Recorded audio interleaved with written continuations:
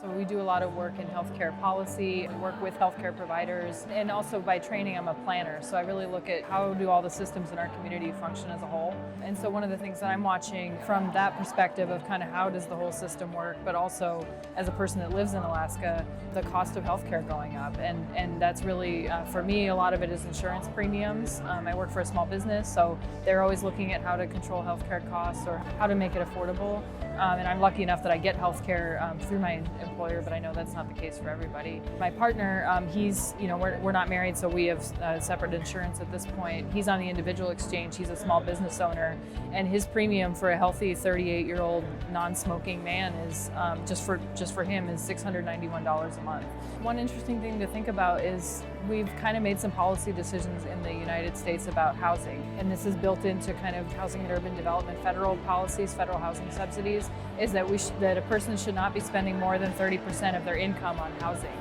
And that's kind of a standard. That's the way a lot of the housing subsidies are built. People contribute up to 30% of their own income, and the rest is paid for by the government. And then in addition to housing, transportation, people say we shouldn't be paying more than 45% for housing and transportation. So if you live further out, you drive into work, and that, those things can kind of balance out. I don't think we've had a policy discussion about what's an acceptable amount that people pay for healthcare.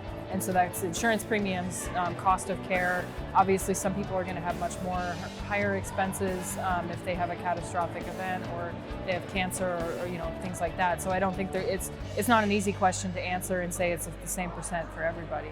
But I think that that's a really important conversation that we need to have. And so then a lot of policies would flow from that, whether it's controlling cost on the provider side, whether it's reforming the insurance industry, whether it's having more subsidies the way that we do with Medicaid and Medicare.